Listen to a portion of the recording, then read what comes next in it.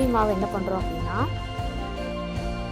அந்தந்த வெஜிடபிள்குள்ளே நம்ம போடுறோம். இப்போ நம்ம பொடலங்காய் அப்படியே நம்ம கட் பண்ணி வச்சுருந்தோம்.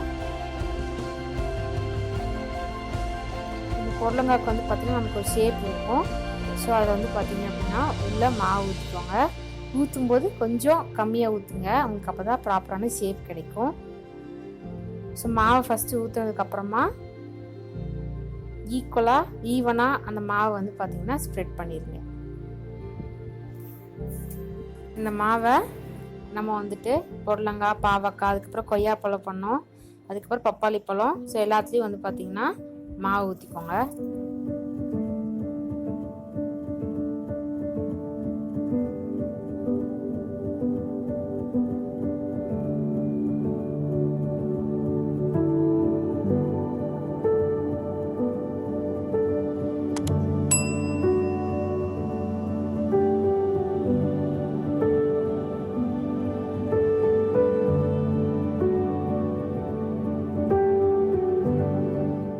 மாவு ஊற்றுனதுக்கப்புறமா என்ன பண்ணுறீங்க அப்படின்னா, ஸோ அந்த வெஜிடபிள் வந்து ஒரு லைட்டாக ஒரு ஷேக் பண்ணிடுங்க. அப்போ தான் வந்து பார்த்திங்கன்னா உங்களுக்கு ஷேப் கிடைக்கும். நீங்கள் நார்மலாக இட்லி பாத்திரத்தில் இட்லி ஊற்றுறதுக்கு பொதுவாக நீங்கள் வந்து அந்த முட்டைக்கோஸ் வந்து பார்த்திங்கன்னா ஒரு லீஃப் எடுத்து அதில் கூட நீங்கள் இட்லி சுட்டுக்கலாம். ரொம்ப வித்தியாசமாக இருக்கும். ஸோ இப்போ எல்லா வெஜிடபிள் ஃப்ரூட்ஸ்லேயும் வந்து ரெடி ஆயிடுச்சு. இப்போ நம்ம இட்லி பாத்திரத்தை வச்சு ஒரு 1/4 மணி நேரம் வேக வைக்கிறோம்.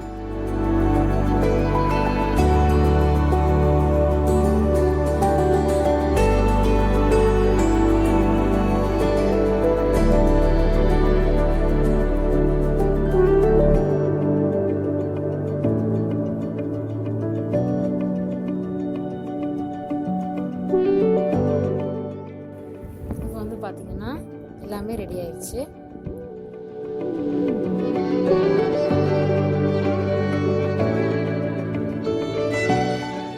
வேக வச்ச வெஜிடபிள்ஸ் வந்து பார்த்திங்க அப்படின்னா கட் பண்ணிக்கலாம். கட் பண்ணும்போது ரொம்ப லைட்டாக கட் பண்ணுங்கள், அப்படி இல்லைனா உள்ளே இருக்கிறது சேர்ந்து உங்களுக்கு கட் ஆகிடும். அப்போ வந்து உங்களுக்கு ப்ராப்பரான ஷேப் வந்து கிடைக்காது.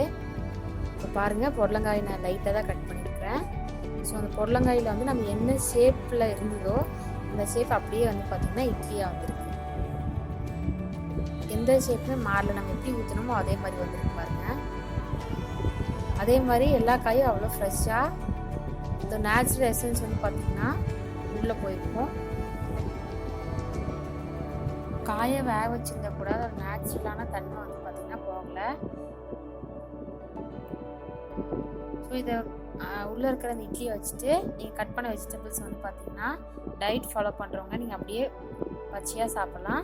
அப்படி இல்லைன்னா நீங்கள் வந்து பார்த்திங்கன்னா குழம்புக்கோ இல்லை வேறு எதுக்காவது கூட போட்டு நீங்கள் யூஸ் பண்ணிக்கலாம்.